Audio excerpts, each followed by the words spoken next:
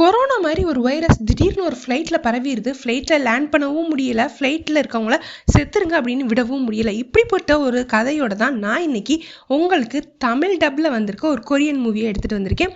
மூவியோட பேர் பார்த்தீங்கன்னா எமர்ஜென்சி டிக்ளரேஷன். ஒரு சயின்டிஸ்ட் லேபில் ஒர்க் பண்ணிட்டு இருக்காரு. திடீர்னு அவர் பண்ண வேலையில் ஒரு சின்ன தப்பாயிருது. அதனால அவரை வேலையை விட்டு போக வச்சிடுறாங்க. இதனால கடுப்பான அந்த சயின்டிஸ்ட் என்ன பண்ணுறாரு அப்படின்னு பார்த்தீங்கன்னா, அவர் தயாரிச்சிருக்க ஒரு உயிர்கொள்கிற வைரஸை எடுத்துக்கிட்டு ஒரு ஃப்ளைட்டில் போய் அங்கே அந்த ஃப்ளைட்டில் அந்த வைரஸை பரப்பி விட்டுட்டு அவரும் இறந்து போயிடுறாரு. இப்போ அங்கே 2 ஹீரோ இருக்காங்க. ஒருத்தர் போலீஸ் டிடெக்டிவாக இருக்காரு, இன்னொருத்தர் எக்ஸ் பைலட்டாக இருக்காரு. இவங்க 2 பேரும் சேர்ந்து இந்த ஃப்ளைட்டில் இருக்க மக்களை எப்படி காப்பாற்றினாங்க அப்படின்றது தான் இந்த மூவியில் செம்ம அழகாக சொல்லியிருப்பாங்க. இந்த மூவியில் எனக்கு ரொம்ப பிடிச்ச சீன் என்ன அப்படின்னு பார்த்தீங்கன்னா, இந்த ஃப்ளைட்டில் இருக்க எல்லா பேசஞ்சரும் சேர்ந்து ஒரு முடிவெடுப்பாங்க. எப்படியும் நம்மளால் தரையிறங்க முடியாது, இறங்குனா எப்படியும் நம்மக்கிட்ட இருக்க வைரஸ் மற்றவங்களுக்கு பரவிடும்.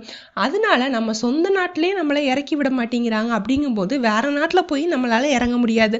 ஸோ நம்ம ஃப்ளைட்டை இறக்கவே வேணாம், ஃப்ளைட் இப்படி பறந்துகிட்டே இருக்கட்டும், அதுவே திடீர்னு ஃபியூயல் தீர்ந்து கீழே விழுந்து செத்துருவோம் நம்ம எல்லாரும் அப்படின்ற மாதிரி ஒரு எமோஷ்னலான ஒரு டிசிஷனை எடுப்பாங்க. அந்த சீன்லாம் பார்க்குறதுக்கு செம்ம சூப்பராக இருக்குங்க. ரொம்ப த்ரில்லராக உங்களை எட்ஜ் ஆஃப் த சீட்டில் உட்கார வச்சிருக்க ஒரு சீரீஸ் தான் இது. இந்த மூவி அமேசான் பிரைமில் தமிழ் டப்பில் அவைலபிளாக இருக்குது. மறக்காமல் செக் பண்ணி பாருங்கள். பார்த்துட்டு இந்த மாதிரி உங்களுக்கு கொரியன் மூவிஸ் அண்ட் ட்ராமாஸோட அப்டேட்ஸ் அண்ட் எக்ஸ்ப்ளனேஷன் வேணும் அப்படின்னு நினச்சிங்கன்னா நம்ம சேனலுக்கு மறக்காமல் சப்ஸ்கிரைப் பண்ணிடுங்க.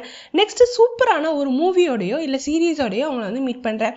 Until then, bye from us.